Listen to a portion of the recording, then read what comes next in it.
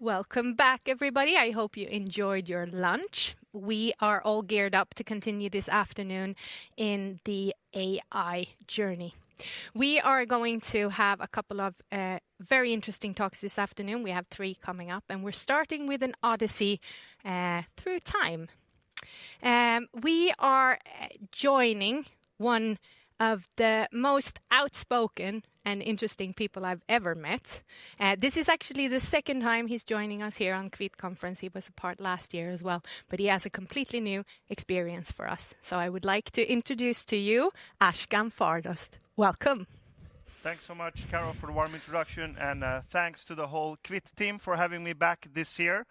Hi everyone who's watching us online and everyone in the room. My name is Ashkan Fardost, and I'm really happy to be back this year and talk under the title From Tribal Days to Cyberspace. So I study how information technology shapes industries, societies, and human behavior. And I do this because my first experience in the real world as an adult started in the music industry.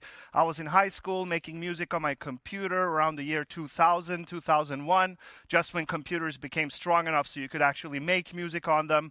And as I made my music, there was no way for me to reach out with my music because I had no contacts in the music industry. And I didn't even have a studio or network. But what I did have was the piracy community and the first global scale pirate program for music copying, which was called Napster back then. So what I did was I put my songs inside other famous artists' albums on Napster. So when people downloaded their favorite artist, they got 2 Ashkan songs as a bonus. So that's why my music could spread. And that resulted in a record deal at the age of 17, which was a huge deal for me because on paper, I was not supposed to have a record deal. So ever since then, I was completely obsessed with the internet and how much power it can give to people. So it's always been like a side hobby of mine to study the internet and understand it from a bigger perspective and context. So I started out in the music industry. That's how I got introduced to the internet. That's how I fell in love with the internet and, started my journey in trying to understand it. Eventually, I got bored with the music industry. I always loved science, so I started at university, got a PhD in chemistry, but then I left academia, started working in the Stockholm tech scene. So I've been in the tech startup world as well. Today, I mainly work with a school called Hyper Island. It's a global school that started in Sweden, and we educate future digital entrepreneurs, strategists, and designers. And I have a tiny little small investment firm where I invest in Swedish tech startups, and I'm working on my first book that is going to be about some of the topics that I'm going to share with you today. So that's my background, and the internet is going to be kind of a main thread throughout the story I'm going to share today. And the topic was, or is, for this event, the future of AI and man's place in it. And I know AI is all the hype and it's cool, you can show robots and cool algorithms, stuff like that. But I actually got stuck on the second half of the topic, man's place in it. Because man's place in it, really what that is, that's a very religious topic. And I know the word religion can be, controversial or be like, oh, that's old stupid things we used to do. We're not doing religion anymore. But I would actually argue the opposite. I would say religion is not the way we, talk about it today. Today, mostly, when we talk about religion, it's kind of a caricature of religion. And I would say it's the likes of Richard Dawkins and so on that are mainly responsible for that view we have of religion. But, if you really trace the word religion back to its roots, the root is Latin, and it comes from religare, which means to fast or bind to rely on, or to relate to, which essentially means that what religion really is how we perceive our connection to the outside world. And that's the purpose of religion. And I would even go as far and say that every human society, every group of humans are religious, because without a connection to the outside world, without some kind of concept of how we relate to the world, we can't function. We go nuts. We go insane. So really what religion does is it solves the dialectic, the tension between mind and world. Because if you think about it, we're in constant battle with the world. We want stuff, we want to feel stuff, but the world tends to have a completely different agenda. That's why we have to work. We have to do stuff so that our mind can feel the stuff we believe we want. And to do that, we have to interact with the world. So religion is a way to solve this tension, like a psychological comfort of sorts. So what I want to do in this session is to argue that because every human society needs some concept that explains our connection to the outside world. And whatever society you study, today or as far back as we have evidence, you will find some form of religion in all human societies even today.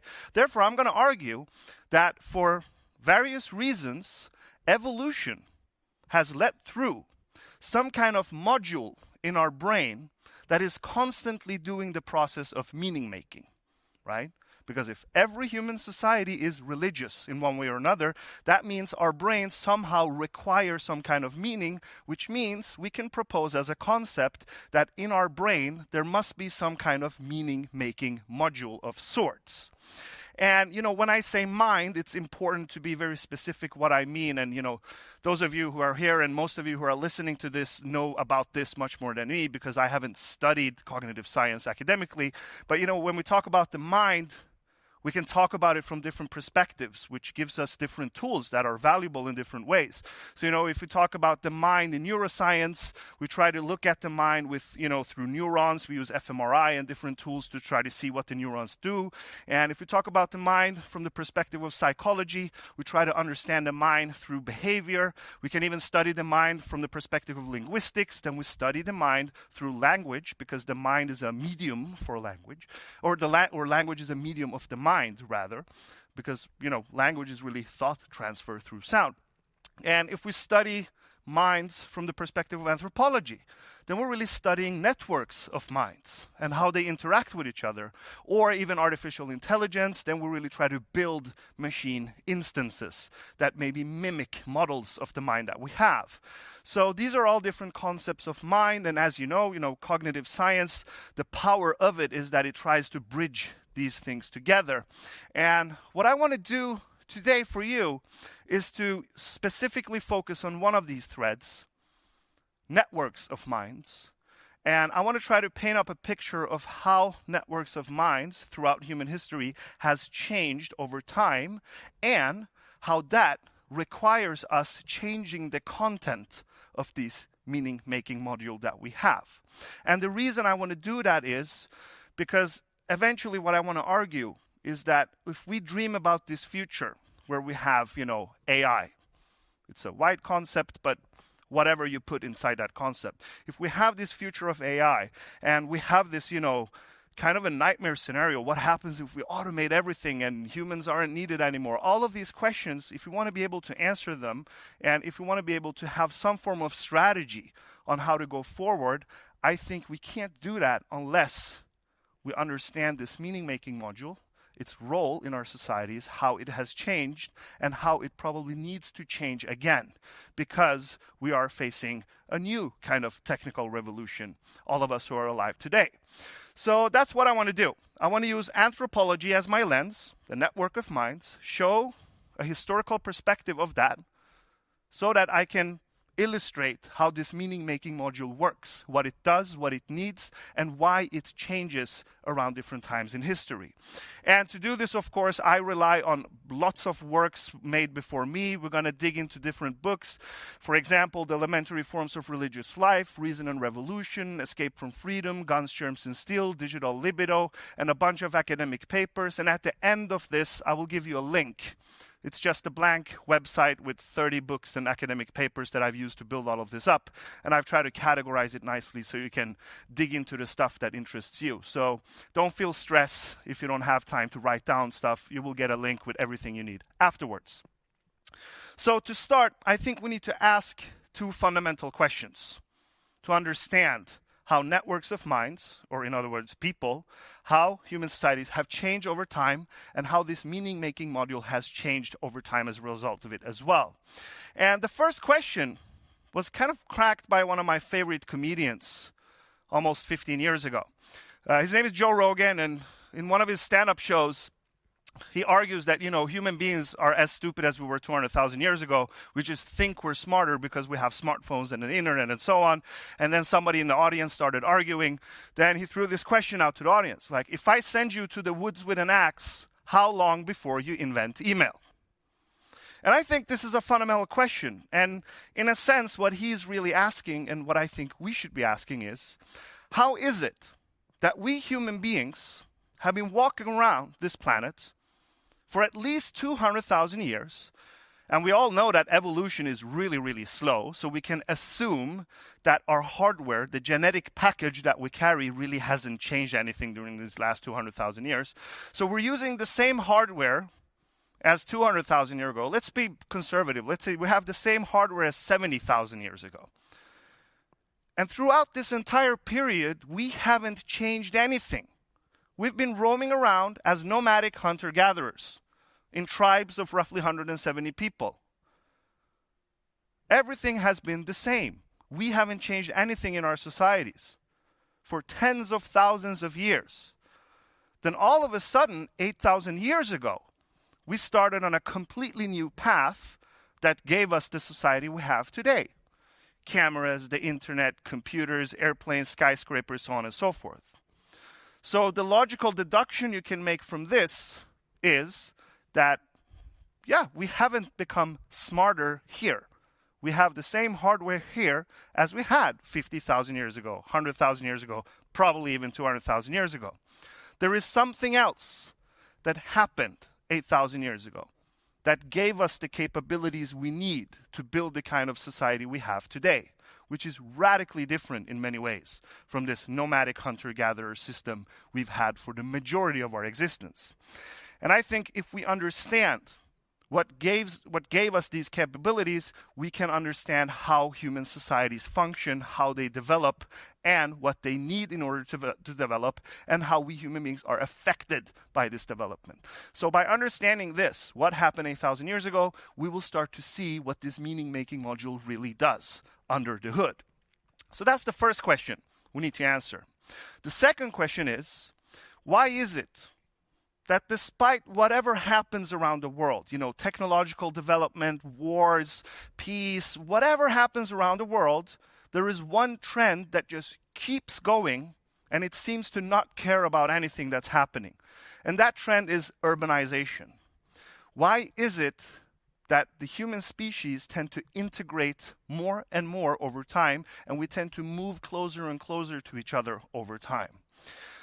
Just to give you some reference, in the 1970s, 35% of the world was living in an urbanized environment. 2007, that number was 50%. By 2050, the projections are roughly 70%. So this trend just keeps going.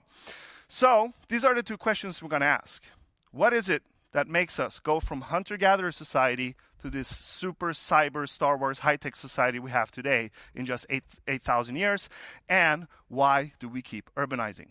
If we answer these questions, we will start to get some really important insights, I believe, to understand what this meaning-making module is and why it's important to understand this meaning-making module if we want to talk about the future of AI and man's place in it. So let's start with the first one.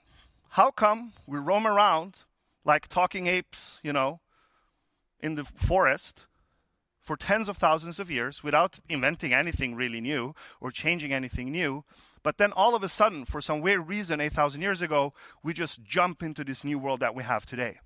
So this is a question about improvement, about development. And development implies accumulation, right? That you save improvements over time. And saving improvement over time, that's really not unique to humans. Nature already has a system for that. It's called DNA. So DNA is really a biological hard drive that accumulates improvements over time. So all biological organisms have this. We have DNA, and DNA rewrites itself over time to keep the good stuff, and it filters out the bad stuff to make species more complex and increase their likelihood of survival. So data storage for improvements, nature already has that. But we humans, I would argue, have something, a new layer, a stack on top of the biological one, and that's really language. And to understand this deeper, we will have to borrow some concepts from the field of sociology, specifically from Emil Durkheim, one of the founders of the field of sociology. And he had a very important insight. He said that if you want to understand a human phenomenon, your best chances of understanding this phenomenon is to go back in time to where you can study this phenomenon in its most primitive context. When I say primitive, I don't mean stupid or backwards. I mean in its most early, simple form. And if you understand a human phenomenon in its most primitive context, you increase your chances, your likelihood of understanding how this phenomenon works in a modern setting. So, since we have lived like this as hunter-gatherers for almost the majority of our existence on this planet, and because, luckily, there still are, or at least there used to be, quite a few nomadic hunter-gatherer tribes around the world that haven't had any contact with human civilization yet. When we started studying them, what we really had access to was kind of a snapshot of how humans lived 100,000 years ago, 50,000 years ago. So a lot of scientists, sociologists, anthropologists, psychologists, philosophers started studying all these tribes, and people started quickly seeing a pattern, regardless of where these tribes were, regardless of on which geography you studied these tribes that have never had any contact with each other, you started to see a very clear pattern of how their societies were organized, which really isn't that strange because, again, all human beings have the same hardware, so it's not really that surprising that you find similarities in all human societies. And this is what you see when you study a human society. So all humans and human societies, we live in a physical world, which we experience through our senses. Is it light or dark outside? Is it cold or warm? Am I hungry? Am I not hungry? And so on and so forth. So we live in a physical world, which has historically been, a cold, brutal place that constantly requires us to adapt in order to be able to get all the material needs we have from this physical world in order to survive. And we take in this physical world through our senses. This, all humans have in common.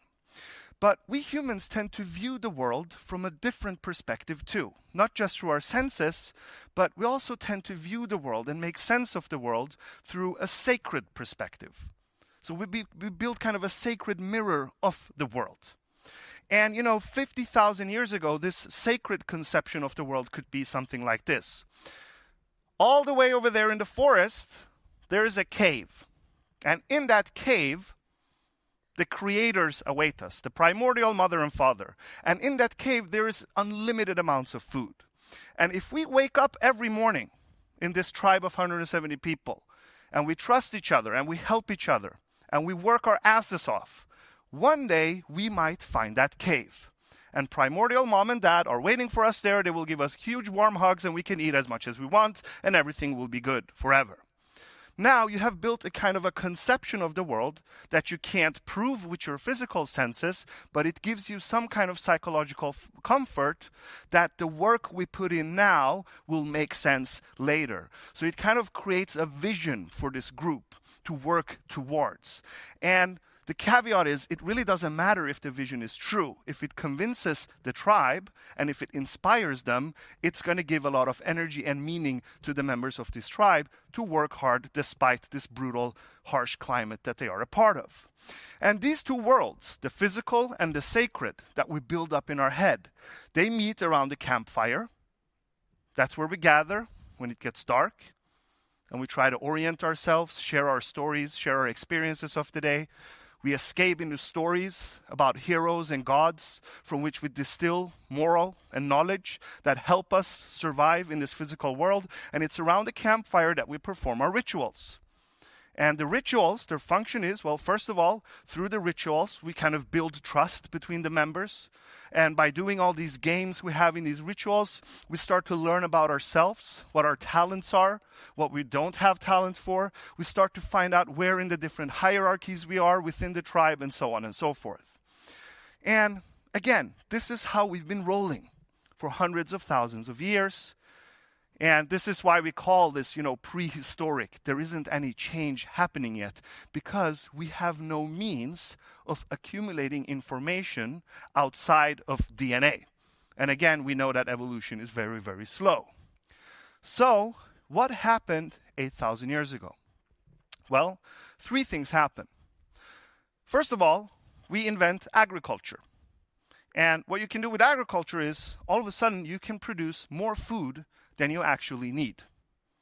which means if you have more food than you actually need, you have created new time that you can use to do other things than just running around collecting food or escaping from, angry animals.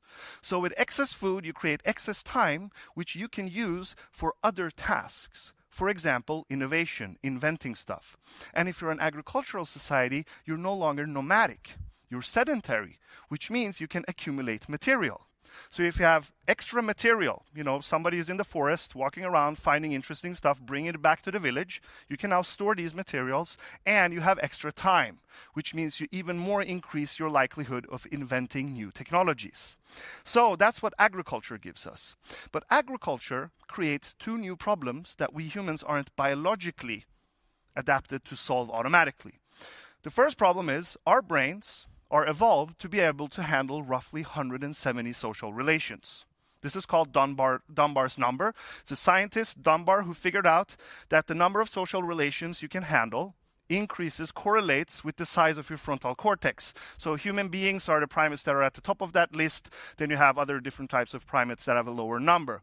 So we are at the top of that list, 170 social relations. If it gets more faces and people around us, we start to forget names, relations, hobbies. It's going to be really awkward at the after work. You don't know who's who.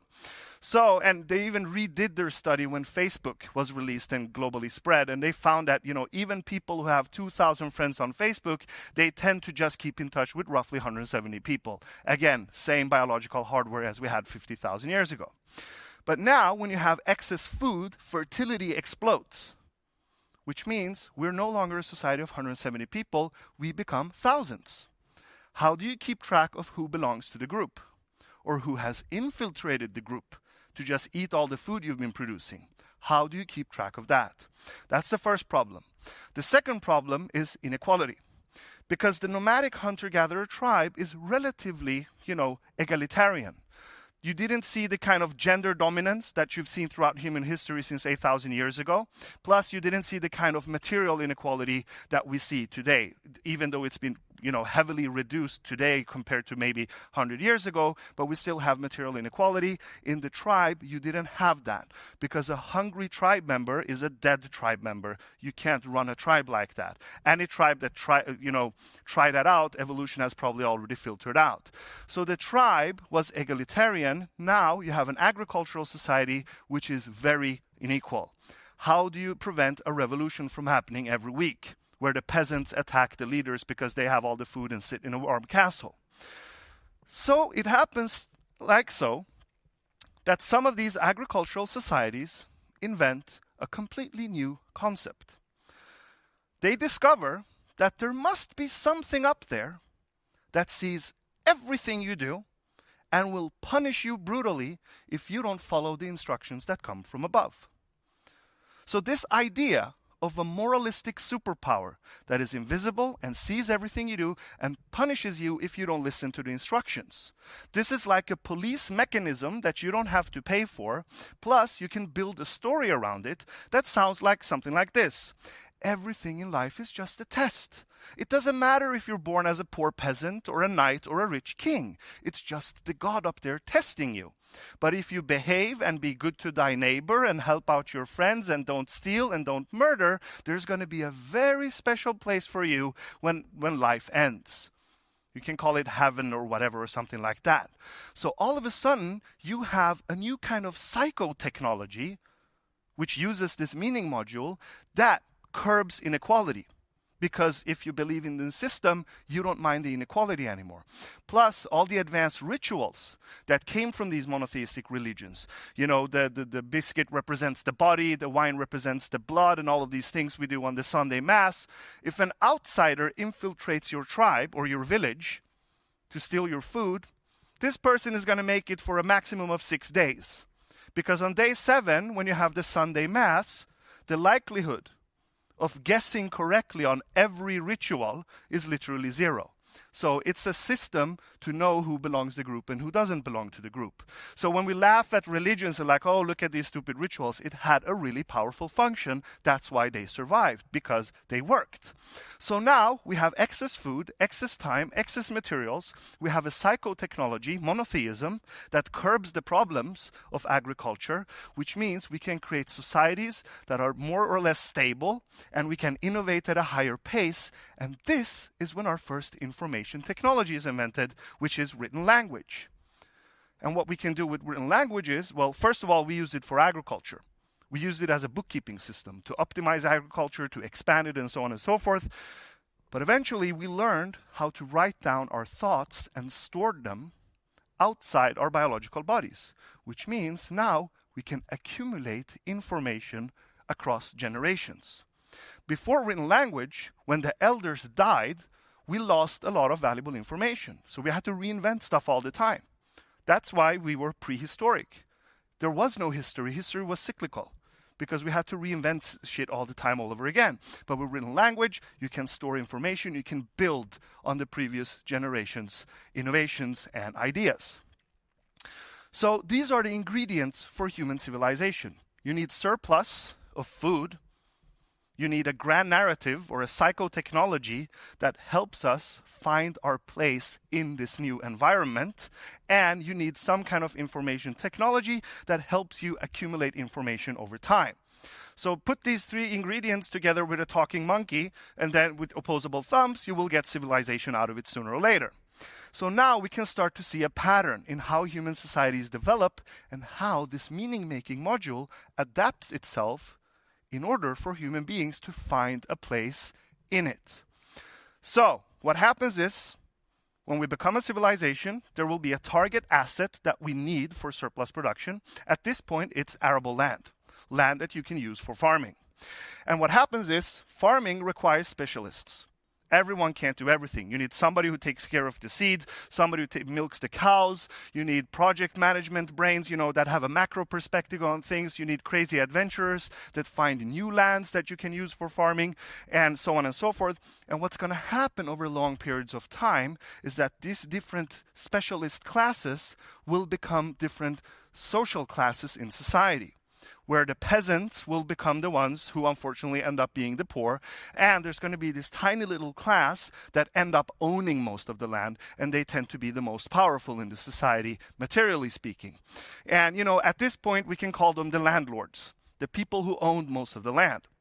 And these landlords, they become some kind of truth curator, because it's in their interest to curate some kind of truth, some kind of meaning, that first of all justifies the landlords being at the top of the food chain, but also a meaning that convinces people to donate their time and energy to this agricultural system.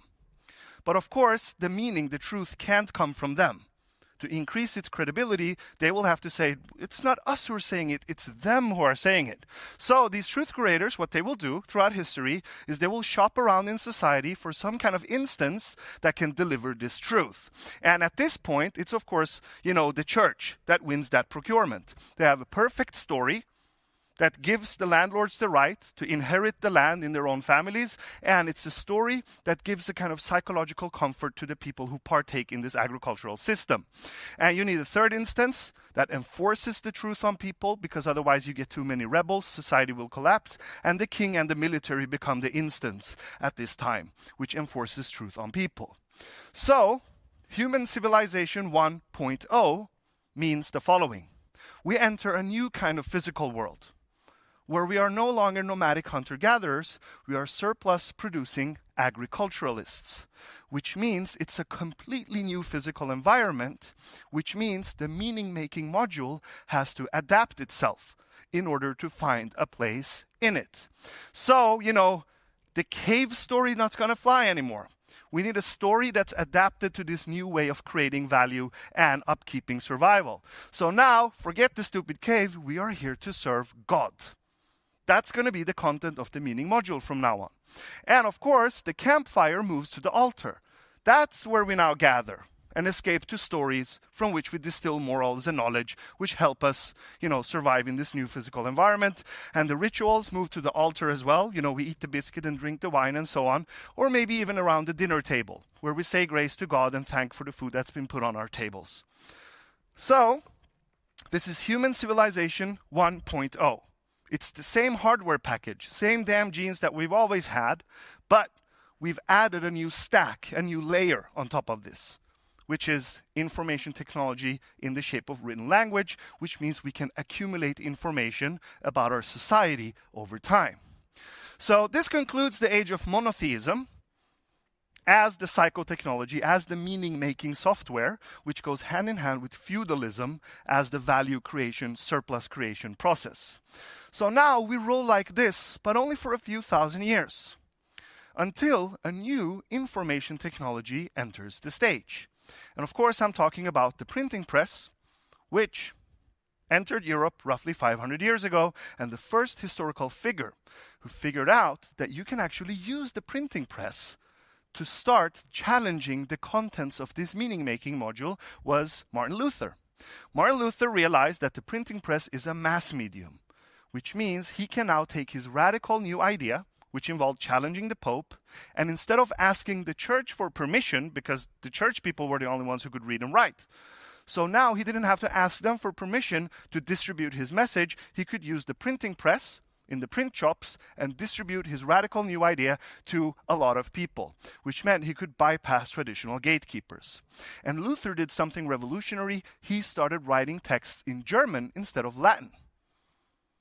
Because he thought, why should I write in some weird language that only two bearded guy up in the tower understands? I'm going to go with plain, simple, folksy German and talk directly to the people so that the church people can't distort my message. And he did something else that was revolutionary. He wrote short texts with purpose. Because a short text you can spread over lunch or dinner instead of spending 5 years in a monastery to figure out what the dude has to say. And a short text fits on one sheet of paper, which means it's going to be cheap and easy to distribute. Plus, you can fold that paper into a pamphlet and secretly give it to the next person on the street. So what I'm trying to say is that Martin Luther basically invents Twitter in an analog format 500 years ago. And his tweet was, of course, the following. Yeah, I do what God wants, but who the hell is this Pope guy who tells me what God wants? My relationship with God is mine and God's alone. The Pope has nothing to do with it. They're just ripping you off, taking your money because they want power. So now, all of a sudden, all of Europe are liking and retweeting this tweet.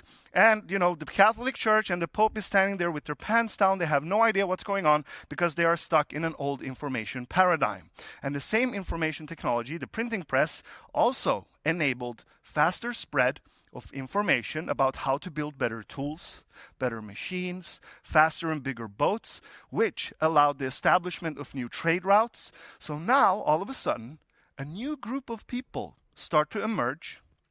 A group of people who are at the right place, at the right time, with the right interests, out of just pure cosmic luck. A group of people who loved to step on these new boats and travel to faraway lands and find products that were scarce in their homeland but abundant over there. And they figured out if we take something where the supply is high and we bring it to somewhere where the demand is high but supply is low, we can make shitloads of money. So over time, these merchants, they started to accumulate more money and thus more power than the landlords who were at the top of the food chain before them. So now it's in the merchant's interest to start to find and curate a new truth that justifies the merchants being at the top of the food chain and a truth that justifies people to serve the merchants instead of the landlords behind the castle walls. And of course, so again, it's the meaning-making module that needs to readapt itself so that you can work in a merchant economy, because the merchant economy tended to be much more powerful and able to produce more surplus than the feudal agriculture economy. And of course, their rescue was René Descartes, who said, I think, therefore I am. I added the parentheses, so who the hell is God to say what I want in the first place? So what Descartes does in terms of, historical perspective and in terms of this meaning-making module that we all have today, is that René Descartes, through philosophy, kind of demotes God as the center of the universe and inserts the idea of the free-thinking, rational individual as the new center of the universe. And this culminates in the French Revolution, which lays the foundation of the societies we live in today. Free markets, democracy, at least in some countries, capitalism, the justice system, and so on and so forth. So what happens is we start to enter a new physical reality again. It's no longer farmable land that's the most valuable resource. And no longer do we need 97% of the population to work the farmable land. We have huge, better machines now, so we can automate away a lot of the stuff we do on the farming fields.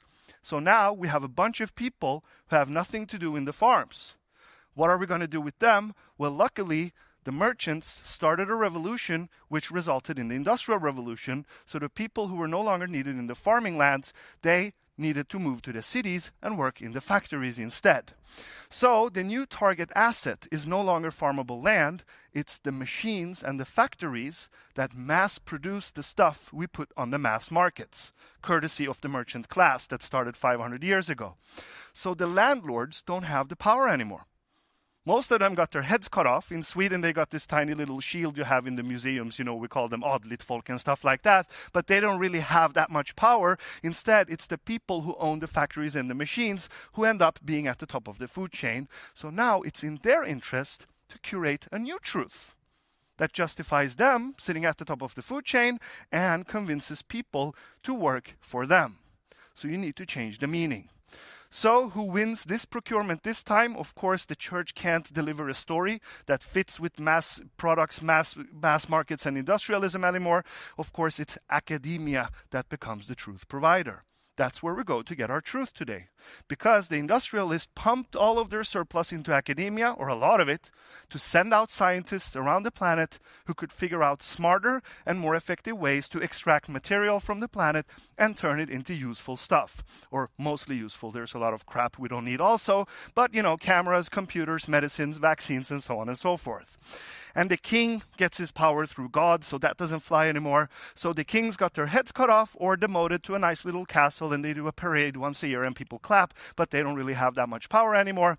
It's, of course, if you think about it, if the free-thinking, rational individual is the new God, the new center of the universe, who better to enforce truth on you than somebody you choose yourself? So the politician, of course, becomes the truth enforcer in this system. So again, new physical reality. We don't create most of our surplus in the farming lands anymore because we figured the food production thing out. Now we need surplus of products and materials that are created in the factories. So the physical world has completely new demands on us, both physically and mentally. So, this idea of God doesn't fly anymore. So when you go to work, you can't have your God hat on anymore because now you're a free thinking and rational individual. Again, every human society is religious. The idea of a free thinking, rational individual is deeply religious. It's extremely religious because if neuroscience has taught us anything the last 40 years is that, there wasn't this individual thing in here. It tends that we already make our choices, then the frontal cortex writes up a story that justifies why we did that choice. But we believe in it because it's a convincing idea. So when we laugh about other religions, we shouldn't forget that this idea is equally, if not even more religious. So the campfire that became the altar now becomes the TV, the radio, and the magazines. That's where we gather now to escape into stories from which we distill morals and knowledge that help us function in this new world. And the rituals, they move, of course, to the shopping center. Because when the free-thinking, rational individual is the new God, heaven isn't the destination anymore. The destination is self-realization. That's what we're kind of implicitly told since we grew up, right? That if you make the right decisions, if you get a university degree, if you find a job that you like and find meaningful, one day you're going to feel complete. So everyone is running around trying to feel complete, becoming self-realized, yet nobody's, stopped and asked the question like, is there a self-realized person out there I can ask? Like, how is it? Is it worth it? And so on. But that's the point. The destination has to be unreal. It has to be impossible to get. Because if you could actually get it, there's a risk you could get disappointed, right? Imagine if somebody actually went to heaven and came back and told everyone like, yeah, I was there. It wasn't as good as they tell you. Everything would collapse immediately. If people actually could become self-realized and then they would tell everyone like, it's not that good. Doesn't work.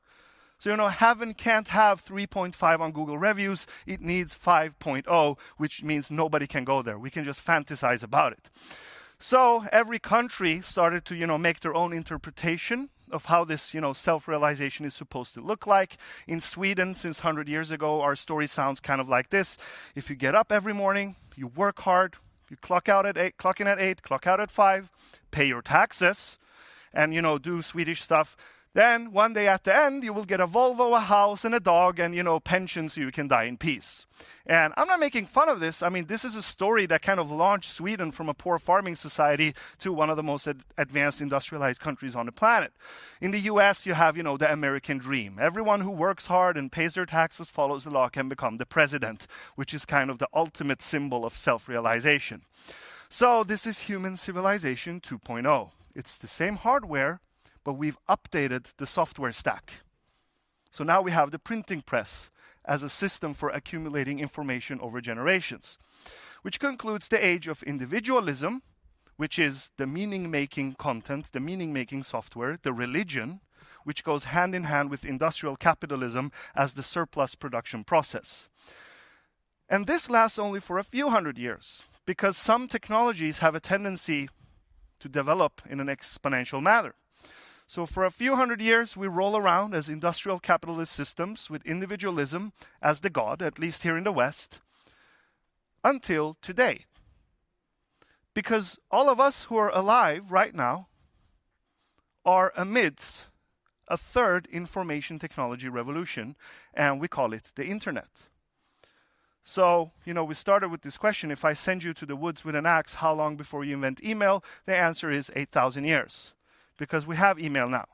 And to invent email, we need surplus, we need psychotechnologies for the meaning-making module, and we need information technology, remember? And now the internet has entered the stage. And you know what the internet is? The internet is kind of everyone's mass medium.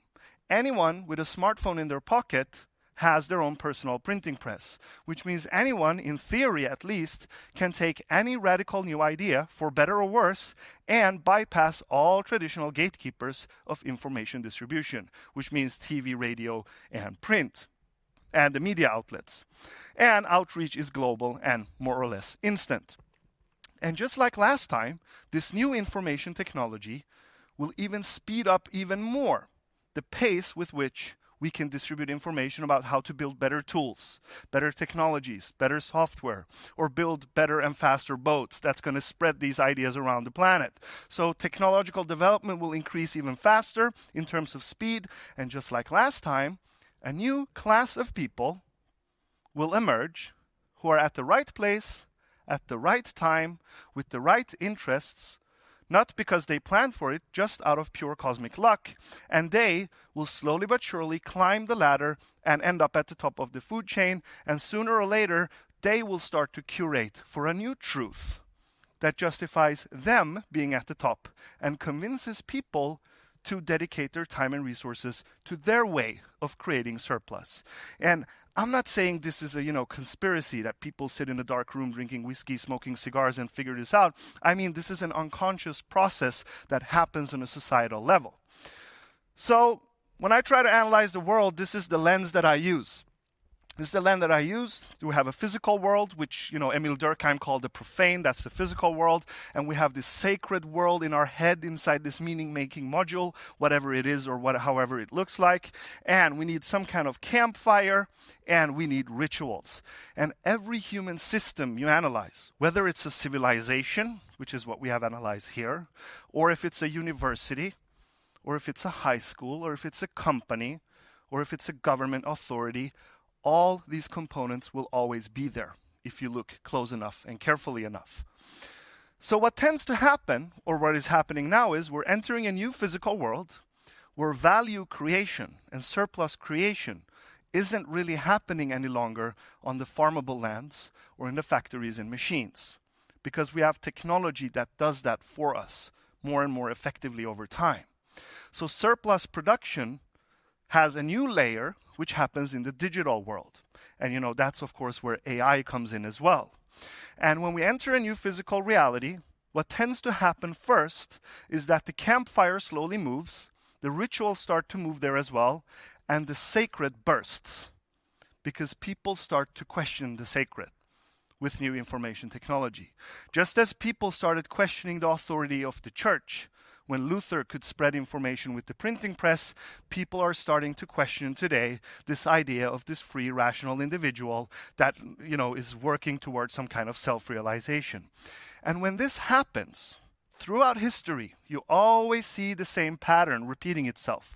When the sacred starts to be questioned, we enter this kind of phase where people try to, create new ideas to fill the vacuum in the meaning-making module.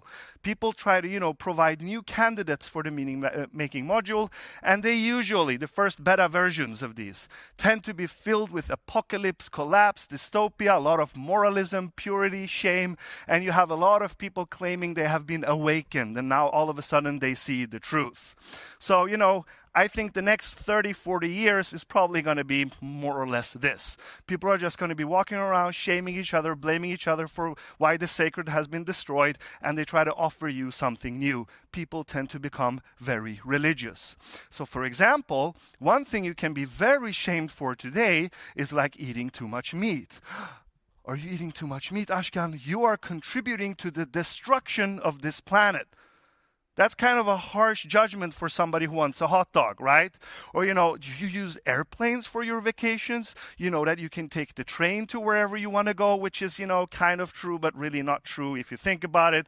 Do you take your kids to kindergarten with the car? Don't you know there are these things you can attach to your bike these days, and the kid will survive at least 10 minutes, even if it's minus 30 degrees outside.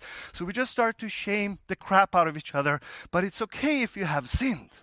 If you have sinned, there is a way out, right? Again, we can buy ourselves out of sin. The eco products are really the letters that the church sold, to, absolve yourselves of your sin. Please don't misunderstand me. I'm an old science person. I'm not denying global warming or any of that. Of course, if you, take dinosaur juice, well, it's really not dinosaurs, that's just a myth, but it's, plants that are heavily compressed over millions of years. If you take that out from the ground and release it into the air, yes, you're going to have some really crappy consequences. That's not what I'm arguing here. What I'm arguing is, even if you take the UN climate panel's worst predictions based on their models, their worst prediction is something like, if we don't change anything in the next 80 years and we keep consuming the way we do in the next 80 years, we're going to have, mass immigration. We're going to have mass extinction. We're going to have cities that have to be, they will be completely ruined by storms and floods and so on and so forth. Hundreds of millions of people might even die. And that's horrible. That's, worse than any war we've ever experienced. But it's not apocalypse. And that presumes we won't develop anything in the next 80 years.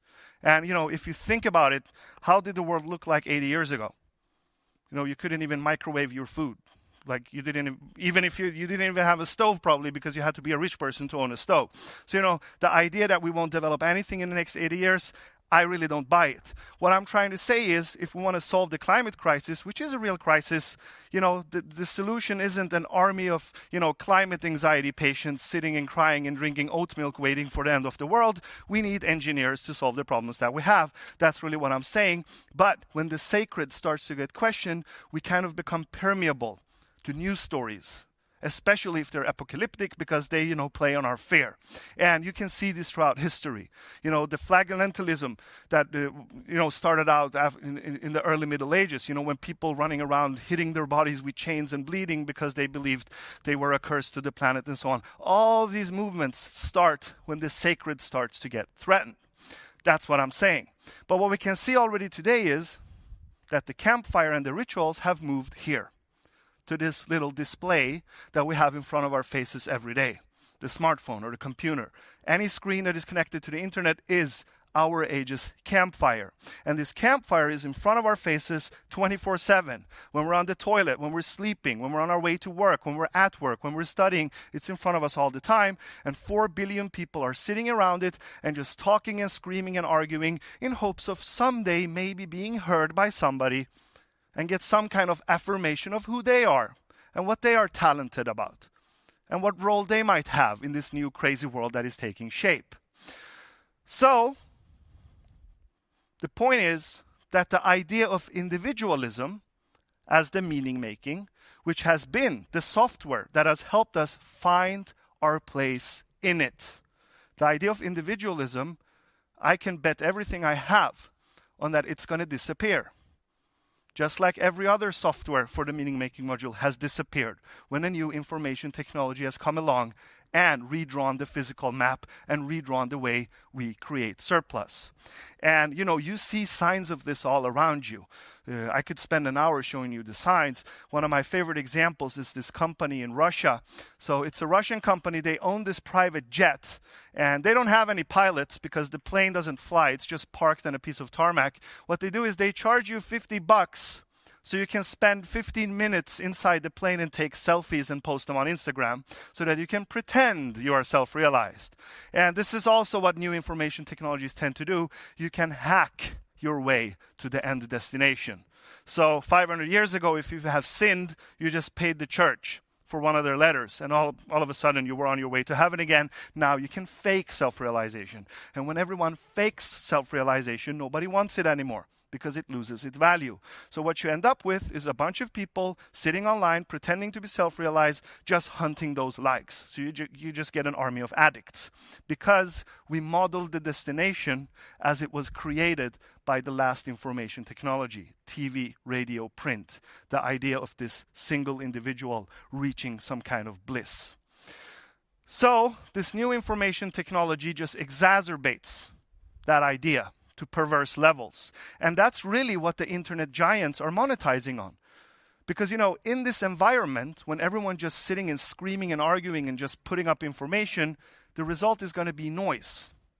So the most valuable thing in this physical reality is probably the ability to rise above the noise, so that the people who are producing the noise all of a sudden shut up and listen to what you are doing.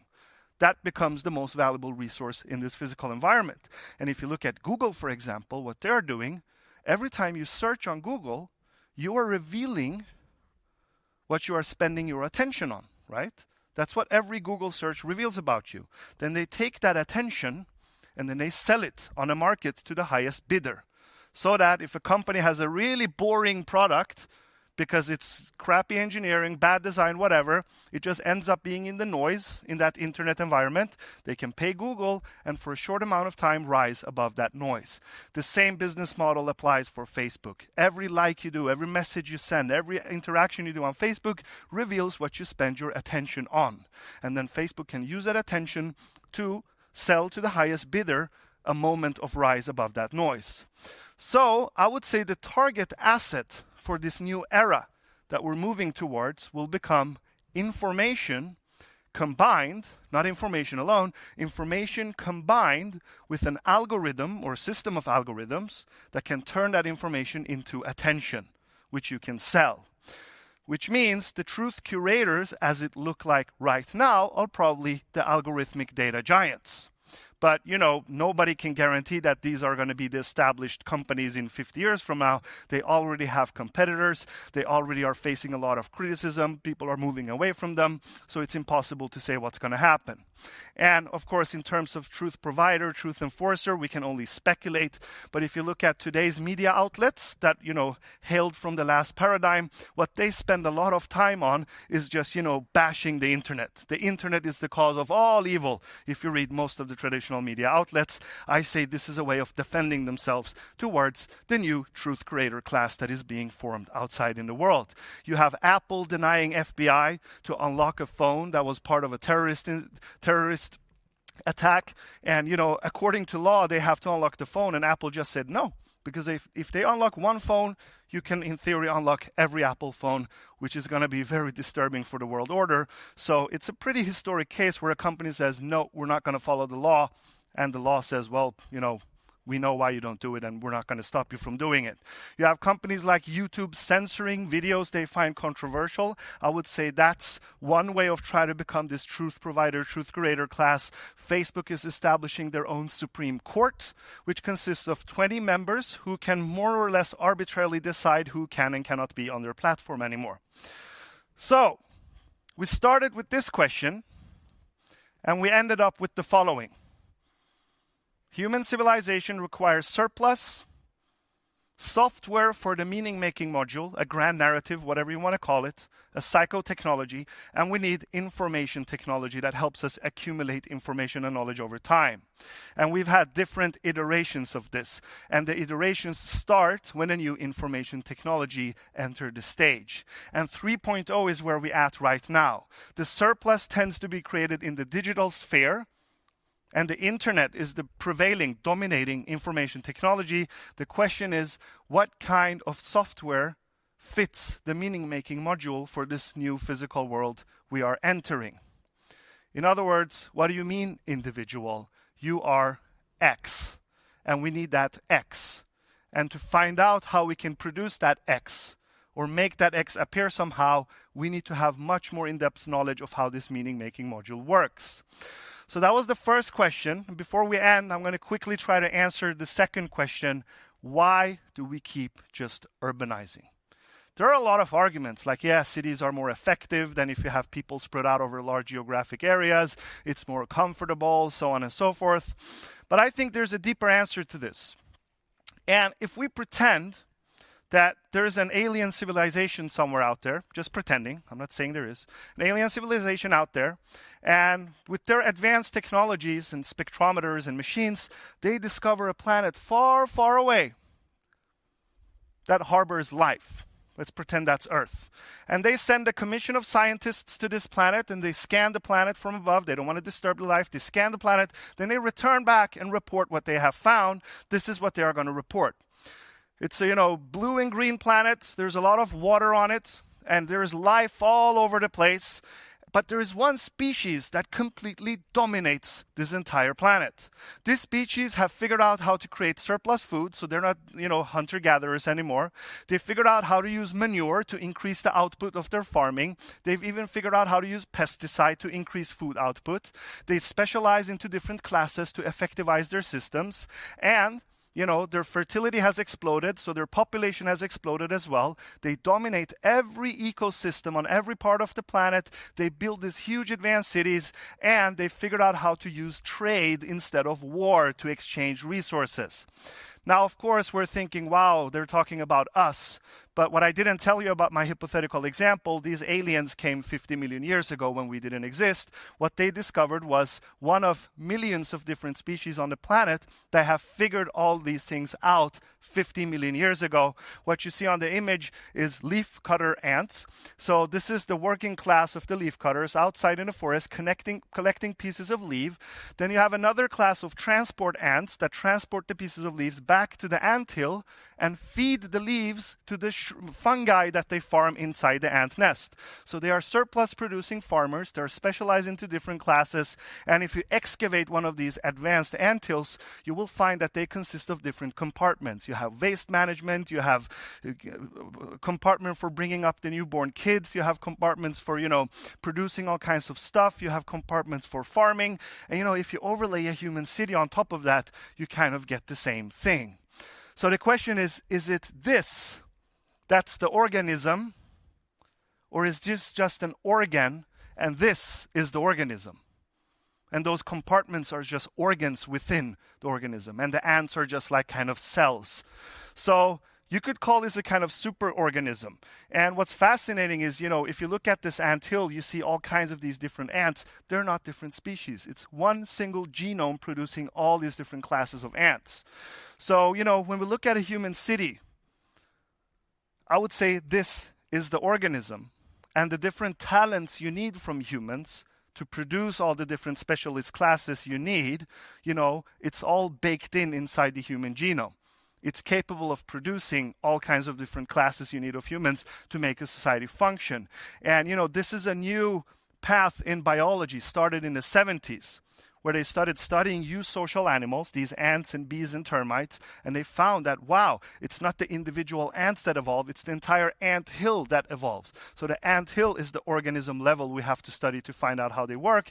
Then they started to figure out that human beings tend to evolve in the same way. It's not individual humans who evolve, it's tribes of humans that evolve. And with information technology put on top of that, we have huge cities or civilizations of humans that evolve together. So, and check out this word, by the way. This field is growing faster and faster for every day within the field of biology and a lot of different fields adjacent to it. So, we started with 2 questions. If I send you to the woods with an axe, how long before you invent email? In other words, why have we spent the majority of our time as nomadic hunter-gatherers, but all of a sudden, we just lunged into this development of civilization without the hardware changing? And what we learned is that throughout this process, we constantly need a new sacred. And then we ask the question, why do we keep urbanizing? Well, because we are ant nestificating. So building cities and civilizations, that's not unique to humans. It's been around for 50 million years. We've seen that in ants, termites, bees, wasps. There's even a species of shrimp in the water that builds civilization. So civilization is really a biological strategy, which means we need to completely change our view of man. Human beings aren't this individual survival of the fittest idea. Richard Dawkins was wrong when he wrote The Selfish Gene. Everything you see, being pushed out from biology since the 1970s shows that human beings evolve as groups. So evolution has altruism as a strategy for building complex societies that dominate ecosystems. So, the topic was future of AI and man's place in it. I argued that this is a religious topic. I don't know if you did it intentionally or unintentionally. It's the deeply religious topic, because religion is really our way of relating to the outside world. And then I argued that religion solves the tension between mind and world. And we do that with this meaning-making module that evolution has led through, because it kind of helped us becoming what we are today. And I used anthropology to show you the history of how networks of minds develop and how information technology has a causal role in that. And that religion really is about understanding this meaning-making module of the mind. And we ended up here. So technological development constantly requires new sacreds to be invented. And what we're having ahead of us, probably the automation of a lot of work that humans do today. And we can even start to question the ideas of, democracy. Isn't it kind of a theater that we go to a voting box every 4 years based on a brochure from a party, when all the stuff we done online reveals really what we believe and think? So in theory, the data is there. The algorithms could, in a couple of years, figure out really what we believe politically. Why not let them choose for us, rather than being, brainwashed by some political brochure? Just an idea. And we also learned that when we study biology and we compare human beings to eusocial species, we see that we kind of developed in the same way. So we also know that the idea of the individual was just as religious as the idea of the moralistic monotheistic God. So what I want to end with is, for those of you who are studying cognitive science, I think it's fantastic that you are modeling the human mind through an interdisciplinary approach in order to build technologies that can expand our minds using machines so that we can reach completely new heights. But we can't forget that there's going to be a backlash coming with that as well. And the solution to that backlash isn't, universal income or something like that, because those ideas are based on the idea of the free, rational thinking individual. And I hope you agree with me by now, that really doesn't exist. It's a myth. So, hopefully, what I hope I've inspired you to do is the amount we spend on building the tech stuff with cognitive science, I think we need to spend the same, manpower and the same philosophy and the same ideas to figure out how does this meaning-making module work, and how can we build new meaning software that's based on an idea that revolves not around a free thinking rational individual, but maybe a new kind of myth that fits this AI-powered world that we are moving towards. Thank you so much for listening. Here's the link, and I make sure that everyone who's attending the conference will get this link. There's just a blank website with all the books and references you need to find out what I used to build all of this up. I think we're out of time for questions as well. So thank you so much for listening, and thank you for having me. Thanks, Carol. Thank you, Ashkan. As usual, inspiring and challenging. Lovely to hear. But just one thing. Sure. Yeah. How do you view the paradigm shift that we're in now? Are you optimistic, or is it a scary time? I think it's going to be scary for a couple of decades, but in the end, I'm optimistic. Because I don't think anyone wants to die, and I don't think anyone wants to destroy the planet or, blowing it up with nukes.